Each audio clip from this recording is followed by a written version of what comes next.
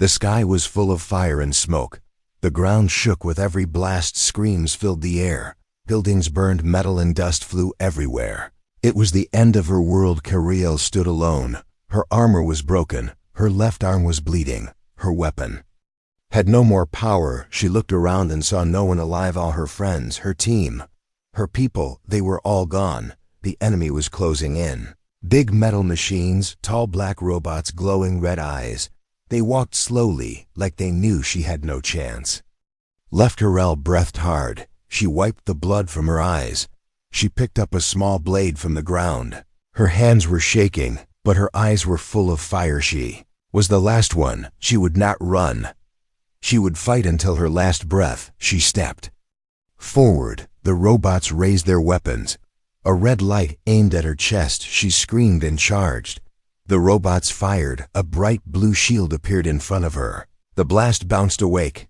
Arrow froze. That was not her shield. Something landed from the sky. A man in black and silver armor, human armor. He stood between her and the machine. Smoke covered his face. His cape moved with the wind. He held a long energy blade. The robots turned to him. He moved fast, very fast. 1/2, 3. The machines fell in peace. Cariel watched in shock. The man turned and looked at her. His helmet opened slowly. A human face. Dirty, tired, but calm, he said in a low voice, "You fought well. But you're not alone." Cariel did not speak. She just stared. The human walked past her. He picked up a small device from the ground. He pushed a button. A drone flew over their heads. It scanned the area. "More enemies are coming," he said. "We need to move." Cariel did not trust him. Humans left them long ago. Humans betrayed her people. Why was he helping her now? She asked with a weak voice. "Why are you here?" The human looked at her. He paused, then said, "Because someone lied to both of us." Cariel followed him. Her legs were heavy. Her body hurt. But something inside her said to go. They entered the ruins of an old tower. Walls were cracked. The floor was broken. But it was safe for now. Human gave her water. She drank slowly, watching him the whole time. He sat down across from her. He opened a small box. Inside were tools, med kits, old photos. One photo showed a young alien girl and a human boy, smiling, holding hands. Cariel felt something in her chest. Pain, memory. She asked again. "Who are you?" He answered, Mark Lennox, soldier, but not like the others." Cariel looked at the blade he used. It was not human. It had alien marks. Her people's language. "Where did you get that?" she asked. Mark did not answer. He looked out the broken window. The sky was dark. More ships flew above, scanning, searching. Cariel moved closer to him. She said, "If you are lying, I will kill you." Mark smiled a little. "You have every right to, but I'm not lying." Not this time. She felt her hands shaking. Not from fear, from something else. Hope, maybe. Or confusion. Mark stood up. He checked his scanner. "They are sweeping the area. We have maybe 20 minutes. He walked to a corner of the room, opened a hidden panel in the wall.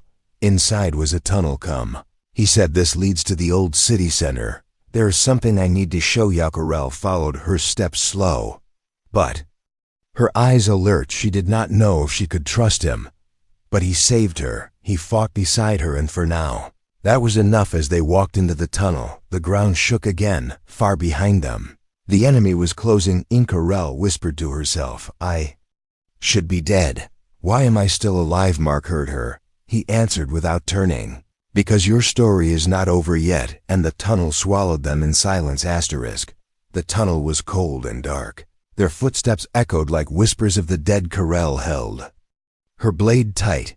Her other hand touched the wall. Rough stone, wet with time. Dust fell from above as the ground shook again. Mark walked ahead without fear.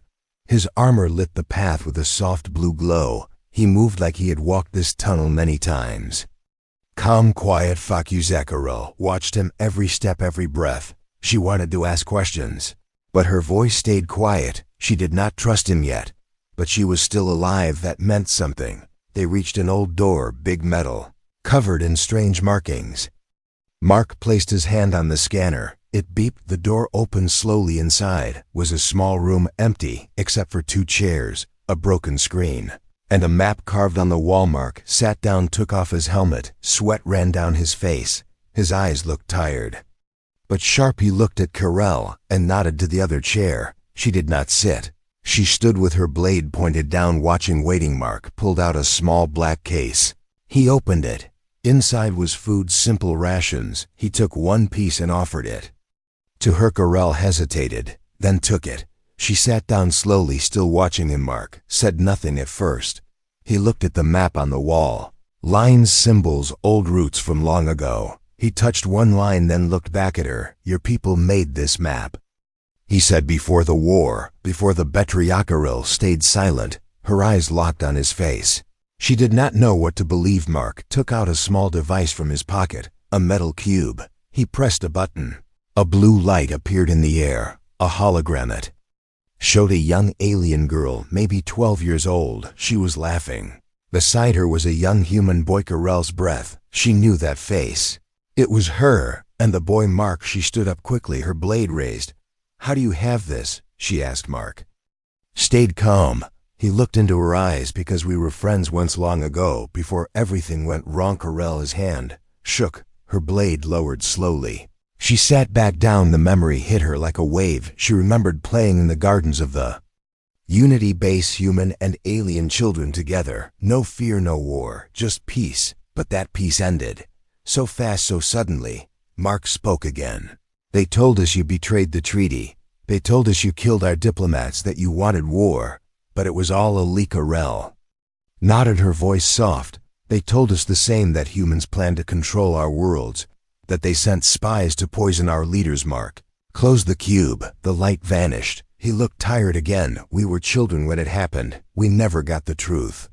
Only the Hatta. Corel stood and walked to the wall. She touched the map. Her finger stopped at a circle marked in red. This place, she said. The old command center. It holds records from before the war, real records. Mark stood too. That's why I came, he said, to find the truth, to show both sides what really happened. Another quake shook the room. Dust rained from above. The ground moaned like a beast in pain. We need to move, Mark said. They will find us soon. Corel nodded. She felt something new in her chest. Not trust, not yet, but maybe the start of something like it. They moved through another tunnel. This one narrow, and broken water dripped from the ceiling. Rats ran between their feet. Corel walked beside Mark now, not behind, not in fear, but not in comfort either. She asked him, why did you come alone? Why no team, no backup? Mark answered without looking at her. Because no one believed me. Because I had to see it with my own eyes. Because I had to find Yao. Corel looked at him, her eyes narrow. You were looking for me? Mark nodded. Yes, they told me you were dead. But I found signs. I followed the path. I knew if you were alive, you would be fighting. She felt her heart beat faster. She did not know why she looked away. They reached a metal ladder. It led up, far up. Mark started climbing. Corel followed. At the top was another door. Old rusty. Mark pushed it open. Sunlight hit their faces. They stepped into the ruins of a great hall. Statues, broken screens, dead. Silence everywhere. Corel looked around. This was once the center of peace. Now it was just a grave. Mark pulled out his scanner. He tapped the screen. A signal weak. But there he smiled. We're close. Corel looked at him, her voice steady. If you lie, I will end you here. Mark met her eyes. Then don't let me lie. Come with me. Find the truth. With Mesh said nothing, but she followed behind them in the shadows. Red eyes watched, waiting, hunting. Past was not done with them yet. The hall was silent like a tomb. Only their footsteps spoke. Echoes bounced off broken stone. Dead screens lined the walls. Their lights gone. Their voices long forgotten. Corel walked slowly. Her fingers touched the old stone. Memories floated in her mind. Laughter, meetings, children running. Then screams, fire, smoke. Mark moved ahead. His scanner beeped in short pulses. It was pulling him deeper. Like a compass made of ghosts. This place is still alive, he whispered. Somewhere beneath all this, the truth. Still breathless. Corel said nothing. She followed his steps. But her eyes watched every shadow. Mark stopped at a cracked wall. He knelt down, brushed away the dust. A symbol appeared, old, worn, but clear. Unity core. He said, this is it. Corel felt her chest tighten. She had seen that mark before on her father's jacket. He once called it the heart of peace. Mark pressed his palm to the symbol. A light blinked once, Then twice, then held steady. The wall began to shift, stone grinding against stone, a doorway. Open, dark, cold, silent. Mark stepped in first. Carell followed without a word. The path led downward, steps old and wide, covered in dust and web torches, lit automatically as they moved one by one. A path of fire through the silence. They reached around. Room machines stood still like statues, terminals covered in dirt, chairs turned over, screens black. Carell moved to one terminal. She wiped the dust. The screen blinked, power low, but a live. Mark knelt beside her. He connected his scanner. The terminal spoke in a broken voice. Accessing Unity memory security. Override detected. Welcome back. Carell stared at the screen. Her name flashed. Her code from childhood still active, still waiting. The files opened. Images, reports, logs. Mark leaned in. Play the last one, he said. Carell pressed the file. The screen showed her father, General Cale, strong, proud, worn by fear. He spoke in their language. But the terminal translated, if you see this, then the war has begun, and I am gone. But know this, we did not start it. We were betrayed. Mark sat back, his hands in his lap, his face pale. The message continued. The treaty was false, a cover. Some humans, not all, planned this. They wanted control. They used fear. They used lies. They used us. Carell looked at her father's face. His eyes looked right at her. Even through the years, trust is broken. But hope is not. If any of us survive, find each other, fix what was lost. The message ended. Silence again. Mark stood slowly. He turned away. His hands closed in fists. I knew something was wrong, he said. But this changes everything. Carell touched the screen again. Her father's face frozen in time. She whispered. He tried to stop it. He died trying. Mark turned to her, his eyes wet but hard. We need to show this to both sides. Let everyone see. Let them know the truth. Carell nodded. But before she could speak, a loud thud shook the floor. They looked at each other. Not a quake, not machines' footsteps, heavy, slow, too many. Mark checked his scanner. Red lights blinked fast, surrounded Carell. Ran to the corner, pulled out 2 old energy rifles, still charged, still deadly. She threw one to Mark. He caught it. Checked the power, nodded. No escape, Carell said. Not this time. Then we make a stand, Mark answered. They took cover behind the broken terminals.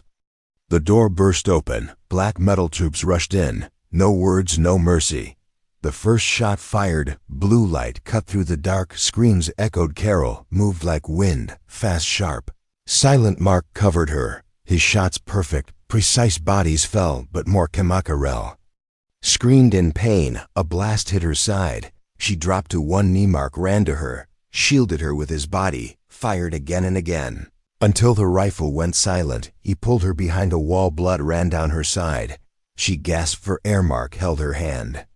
Stay with me. We are not done yet. Carell smiled, weak but proud. I am not afraid. Not with you. He looked at her, eyes full of fire. Then let's finish this together. He reached into his armor, pulled out a final charge, a blue core, unstable explosive. They set it in the center of the room, backed away, covered their ears. The charge exploded. A wave of light and dust filled the room. Silence again. When the dust cleared, the soldiers were gone. But so was the exit. They were trapped. Carell leaned against the wall, breathing slow, her eyes closed. Mark sat beside her. He held the memory cube in his hand. The truth was safe, for now. Outside, in the broken sky, new ships flew. Some human, some alien. Something had changed, and it had only just begun. Silence filled the air like fog, thick, heavy, hard to breathe. The room was dark now, the walls cracked, the lights gone. Only small flickers from the broken energy core danced across the floor. Carell sat still, her back against cold metal, her side wrapped in cloth. Blood slowed but not stopped. Mark crouched near the wall, his scanner broken, his fingers scratched into old wires, trying to find a way out. They had no clear path, no open door, no working map, but they had something else. The truth. Carell opened her eyes slowly. Pain moved through her body like fire. She looked at Mark, his face tired, his hands shaking, but his eyes still full of fire. We are still alive, she whispered. That means something. Mark nodded. Yes, and the message we still have I've reached. Into his pouch pulled out the memory cube. It glowed with soft blue light. Still alive, still full, he held it between his palms. Like holding a flame in the dark, Arel watched him, then reached forward. Her fingers touched the cube. Responded, opened. Again, projected the image. Her father's voice filled the space. Soft, strong, familiar. If this message reaches anyone, please listen. Please remember. The image shifted. Now showing meetings, old recordings, dates, names, humans and aliens shaking hands, smiling, promising peace. Then the shift, black and white footage, a secret room. A human general speaking, angry, cold. We give them gifts. They grow stronger. We teach them. They copy. We build together. They multiply. The general slammed his hand on the table. They do not want peace. They want balance, and balance is danger. Carol's heart pounded. She knew that voice, General Mavic. A name from every child's nightmare. He had started the fire, lit the match, burned the future. Mark looked at her. His voice low. He was my commander once. They said he died in the second year of war. But this is before it began. Kariel stared at the screen. Her father standing alone, arguing, demanding truth, begging for peace. But no one listened, and when he walked out, the plan moved forward. No turning back. The image froze, then faded. Silence again. Mark turned off the cube, put it back in his pouch, his jaw clenched. His hands stiff. Now we know, he said. Now they will know. Karel nodded, but her mind raced. Who would believe them? Who would listen? She tried to stand. Her legs shook. Mark caught her before she fell. We have to move, he said. We are not safe here. He looked at the ceiling, small cracks letting in faint light. We go up. No other way. Karel nodded, leaned on him. Step by step, they reached the broken ladder. Mark climbed first. Slow but steady. Karel followed, her breath short, her side burning. They reached the top. Opened the hatch. The world above had changed. Sky full of ships. Some alien, some human. None firing, none falling. A pause, like the breath before a word. They hid behind rubble, watched in silence, listened. Then a voice from above cracked, old but clear. This is Admiral Juno of the Terran Alliance. We have received a signal, a memory file marked Unity Protocol. Karel looked at Mark. He looked at the small drone floating nearby. Silent recording. He whispered, I sent it before the blast. Hoped it made it through. The voice continued. The message reveals false orders, hidden plans. The truth of Karel could hardly breathe, her chest full of hope and fear. The voice grew louder. The file is real, confirmed by cross data. We are calling for ceasefire on all fronts. Mark closed his eyes, let out a breath, long and full. Karel smiled, small but real. But then the sound of steps behind them, fast, heavy. They turned, guns raised. A group stood there. Aliens, her people, weapons ready. Their leader stepped forward. Eyes sharp, face young. Karel of House Vale, he said. You live. Karel lowered her weapon. I do, and I carry truth. Young soldier looked at Mark, and the human. Mark raised his hands. I am not your enemy. The soldier paused, then nodded. You both come with us. Mark and Karel followed, not prisoners, not guests. Something in between. They were led to a small ship, quiet, fast inside. Screens flashed, voices talked, people argued. But the message played again and again. Her father's voice, the general's plan, and silence followed every time. Carol sat beside Mark, her hand near his. Not touching, not yet. Looked at her. We changed something. She nodded. Yes, but it is only the beginning. The ship lifted, the sky opened, and the next chapter waited above the clouds. The stars above were quiet, too quiet, like they were waiting for something to break. Arel sat near the window, her hand pressed against the cold glass. She watched as their small ship floated through the broken clouds. Old satellites drifted in. Silence, burned ships hung like forgotten ghosts. Beside her, Mark cleaned his weapon, his eyes fixed, his breath slow. He had not spoken in minutes. But Karel could feel the storm inside him. It was the same storm inside her. The message was out. The truth had reached the world. But peace had not followed. Some believed, some denied, some grew angry, some grew quiet, and others prepared for war. The door opened. The young alien soldier stepped in. His name was Saren. He saluted Karel. then looked at Mark. "We found movement," he said. "A force heading toward the old city ruins." Mark stood quickly. "How many?" "Too many," Saren replied. "Machines, drones, mechs, no human pilots."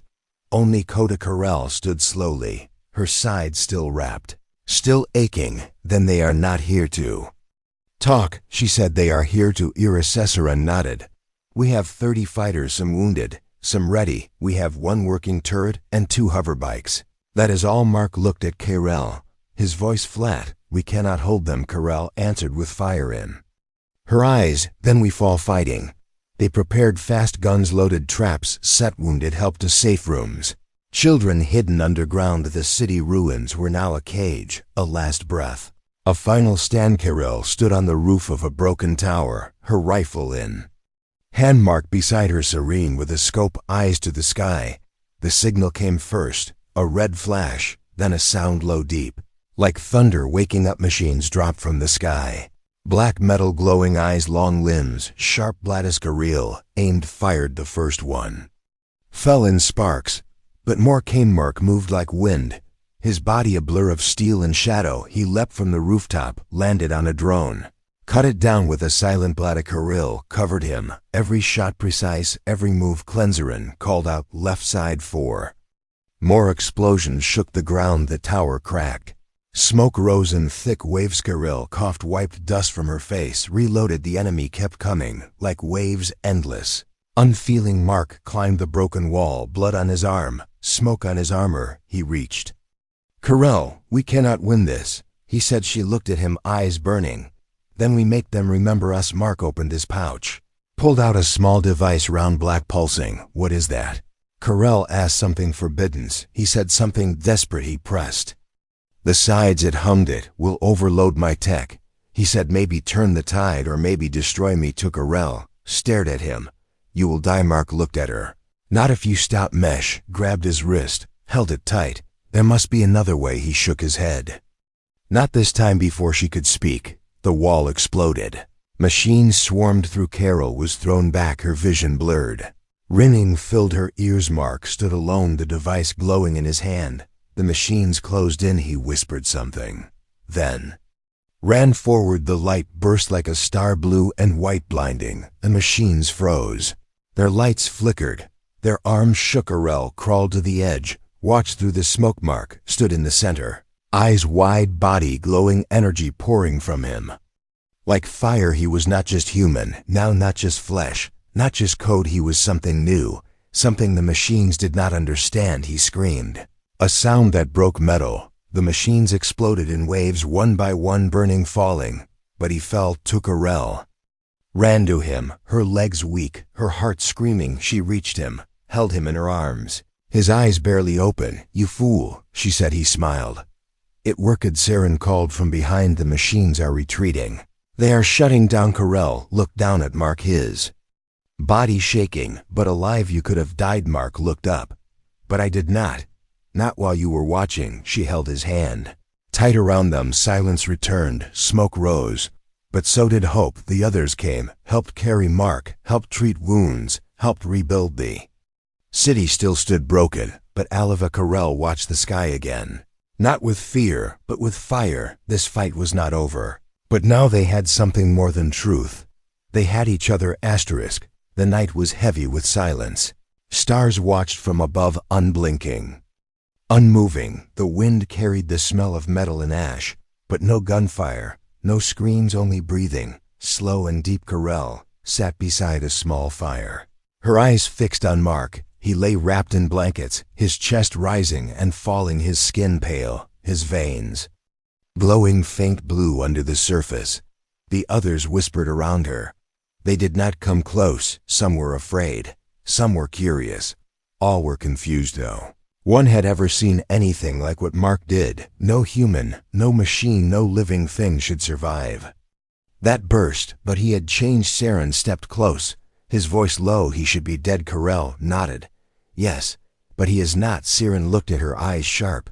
"You knew something before he changed, before the machines broke." Carell said nothing, her mind busy with pieces, memories, flashes, hints in his words. Mark had come alone, carrying tech older than the war.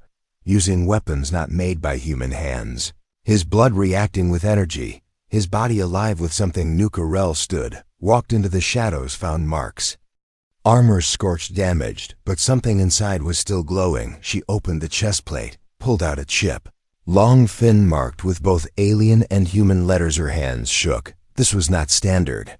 This was hidden. Siren appeared beside her. That is not allowed, he said. That is forbidding. Carell looked at him. And that is why we need to know. She returned to Mark, sat beside him, placed the chip near his hand. He stirred, his eyes opened slowly. Blue light danced in his pupils. Not natural, not normal. He looked at her confused, then remembered Carell. He whispered, "Are we safe?" She nodded. For now he tried to sit, groaned. Pain flashing across his face. She stopped him. "Stay down, you are not healed." He looked around, saw the others watching from a distance.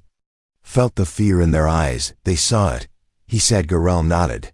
"Yes, and now you explain." Mark took a breath, closed his eyes, then opened them again. It started before the war. He said, a project, not official, not legal. They called it the Horizon Program. Carell listened, silent still. They took volunteers, and some who were not. Mark said they used alien tech. Your tech from old Alliance labs, from ruins. They wanted to make something stronger, smarter, faster, something that could survive anything. Carell felt her heart sink. She remembered stories, children taken, ships vanishing, mothers crying. "You were one of them?" she asked. Mark nodded.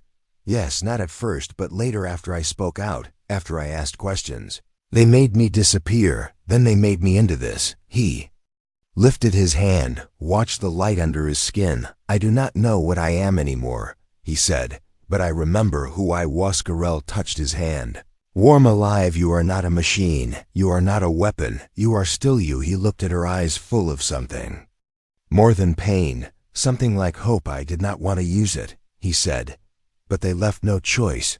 She nodded. "We understand." Siren stepped forward, looked at Mark. "What else can you do?" he asked. Mark shook his head. "I do not know. Every time it changes, grows, wakes up." Carell stood, looked at the sky. "Then we find out together. We test it, control it, use it to finish what we started." Mark reached for the chip, held it in his palm. It pulsed gently. "This holds more than power," he said. "It holds memory, names, locations, secrets they tried to erase." Carell felt fire rise in her chest. "Then we burned their lives with their own fire." The fire beside them cracked, throwing light on their faces. The others stepped closer now, not with fear, but with curiosity, with courage. Siren gave Mark his weapon back. "Welcome back," he said. Mark smiled, small but real. Carell looked at him. "You carry something dangerous, but I trust you." He nodded. "And I trust you." They stood together, two broken parts, now a new whole. The message had shaken the world, but now the world would feel more than truth. It would feel justice. They would not run. They would not hide. They would bring the storm from above. A signal blinked, urgent, unclear, unknown. Carell checked the screen. Her eyes narrowed. "It is not from them," she said. "Not from the enemy, not from the Alliance." Mark looked at it. His face darkened. "It is older than both.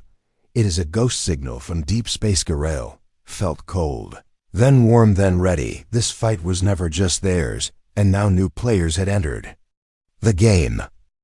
The signal kept blinking, soft and steady, a heartbeat in the void. Carell watched the screen. The message was old. Older than the war, older than the treaty, even older than her father's records. Mark stood beside her, the blue light in his veins pulsing faster, as if his body recognized something he did not. The others gathered behind them, silent, still waiting. Carell touched the screen. The message opened. No words, only an image. A ship, massive, ancient, carved with symbols from both human and alien. Past a fusion of two worlds, long forgotten, long buried. Mark stepped closer, his voice low. "That ship should not exist. It was destroyed before I was born." Carell turned to him. "You have seen it before, only in files," he said. "Old files sealed by high command. They called it the Ark." Siren stepped forward. "What is the Ark?" Mark took a deep breath. "A creation made during the first unity, built by both sides, built in secret, to escape, to survive, or to hide something." Carell looked back at the image. The ship was moving not toward them, but toward the core system, toward the very heart of the war. This is no accident, she said. It is a return. The council called for peace. But silence answered. Some fleets pulled back, others stayed, weapons still pointed fingers. Still ready, the ark arriving now, it would shake everything. Mark, move to the front, we follow it, we reach it before others. We find out what it carries. Kirill nodded. Saren prepared the ship's small fast light. They launched within the hour. The sky opened. Like a mouth swallowing them whole, silence filled the stars. Only the hum of engines. Only the steady sound of their breath. Kirill watched the stars blur, her hand resting near. Mark's not touching, but close. He looked at her eyes, calm. If I lose control again, you stop. Mesh nodded. If I fall, you catch me. He nodded. The ark grew closer, bigger, brighter, like a city floating in darkness, dead, yet alive. They docked on the lower ring. No guards, no welcome, just silence. The doors opened with a hiss. Cold air. Old air, the smell of something ancient. They stepped inside. Their boots echoed. Their lights flickered on metal walls, writings in both languages. A place built to unite, now left to dust. They moved through long halls, past frozen chambers, empty labs, untouched screens. Kirill stopped at a door, pressed her hand against it. It opened. Inside was a chamber. Round, silent, full of light. A console waited at the center. Mark approached. The blue in his body glowing brighter. The console lit up, responded. To him the screen showed data, images, logs. Kirill, read the titles: Project Harmony, Project Exodus, Project Rebirth. She looked at Mark, his face pale, his voice hollow. I was not the first. There were others before me. Years ago. Kirill touched the screen. Opened a file. A room, rows of pods, children inside. Some alien, some human. Mark turned away. His hands clenched. They called it unity, but they meant control. Kirill felt her blood burn. This was not peace. This was a lie. But one file still blinked unread. Unopened. She tapped it. The screen changed. A message played. A voice, neither human nor alien, but both blended. Clear. If you are hearing this, then we failed. But if you are hearing this, then you still have a choice. Voice spoke of plans of war, of greed, of people who wanted power, not peace. But it also spoke of hope, of those who escaped, of those who hid the ark, waiting for someone worthy to find it again. The console asked a question, a simple line of text: Do you accept the burden? Kirill looked at Mark. He looked back. Together, she said. He placed his hand over hers. They pressed the screen. The ark responded. Lights flicked on, engines rumbled. The ship began to move outside. The stars shifted, signals screamed. Fleets turned, all eyes now on the ark. They returned to their ship, broadcasted the message, every channel, every system. The truth sent once more. This time no one could ignore it. Ships powered down, weapons lowered. Some fell in silence, some opened talks. Some still watched with fear, but something had changed. Mark sat beside Kirill, his body quiet, his mind racing. You think it will hold? He asked. Kirill leaned back. I think it will shake the ones who need shaking, and lift the ones ready to rise. He looked at her, eyes soft. Then maybe it was worth everything. She nodded. Maybe. Outside the ark floated a symbol, not of war, but of what came before, and what could come again. Kirill closed her eyes. Mark held her hand together until the ender, maybe the beginning.